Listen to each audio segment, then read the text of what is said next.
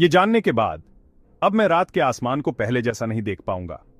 ब्रह्मांड रहस्यों से भरा है और ब्लैक होल उनमें सबसे ज्यादा रोमांचक हैं। ब्लैक होल के रहस्य आपके होश उड़ा देंगे। ये कॉस्मिक फिनोमेना सिर्फ थियोरेटिकल नहीं है, ये असली है और बहुत ही शक्तिशाली। यकीन मानो या ना मानो, ब्लैक होल का कॉन्सेप्ट 18वीं सेंचुरी से चला आ रहा है। जब हमारे पास इन्हें देखने की टेक्नोलॉजी भी नहीं थी, तब भी बुद्धिमान लोग इनके होने पर विचार कर रहे थे। यह सब शुरू हुआ एक जीनियस जॉन मिशेल के साथ। 1782 में मिशेल ने बताया कि कुछ स्टार्स इतने मैसिव हो सकते हैं कि उनकी ग्रेविटी लाइट को भी अपने अंदर कैद कर ले। उस समय यह एक रेवोल्यूशनरी आइडिया था जिसने ब्रह्मांड के बारे में हमारी समझ की सीमाओं को चुनौती दी। लेकिन उस समय यह सिर्फ एक अजीबोगरीब विचार था। वैज्ञानिक समुदाय इतने रेडिकल कॉन्सेप्ट को स्वीकार करने के लिए तैयार नहीं था। अब आगे बढ़ते हैं 1916 में। फिर आए एल्बर्ट आइंस्टाइन और उनकी थ्योरी ऑफ जनरल रिलेटिविटी।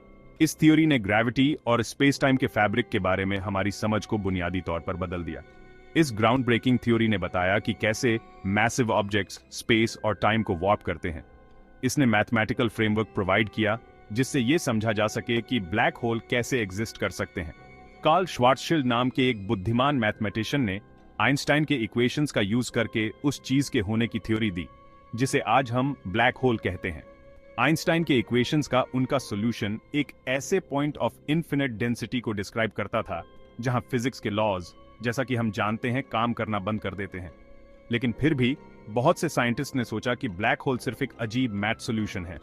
उन्हें शक था कि ऐसी चीजें असलियत में एग्जिस्ट कर सकती हैं। 1960 के दशक तक ब्लैक होल को गंभीरता से नहीं लिया गया। टेक्नोलॉजी में एडवांसमेंट और नए एस्ट्रोनॉमिकल ऑब्जर्वेशंस ने उनके होने के एविडेंस प्रोवाइड करने शुरू कर दिए। एस्ट्रोफिजिसिस्ट जॉन व्हीलर ने ब्लैक होल टर्म दिया और साइंटिस्ट को असली एविडेंस मिलने लगे। व्हीलर के काम ने इस कॉन्सेप्ट को पॉपुलराइज करने और इसे साइंटिफिक रिसर्च के मेन स्ट्रीम में लाने में मदद की। पहला confirmed black hole Cygnus X1 1978 में मिला था। यह डिस्कवरी एक बहुत बड़ा माइलस्टोन था जिसने ये पक्का सबूत दिया कि ब्लैक होल सिर्फ थियोरेटिकल नहीं है। यह डिस्कवरी बहुत बड़ा गेम चेंजर था। इसने एस्ट्रोफिजिक्स के एक नए युग का दरवाजा खोल दिया जहां ब्लैक होल रिसर्च और एक्सप्लोरेशन का सेंट्रल फोकस बन गए। आज ब्लैक होल एस्ट्रोफिजिक्स में एक हॉट टॉपिक है।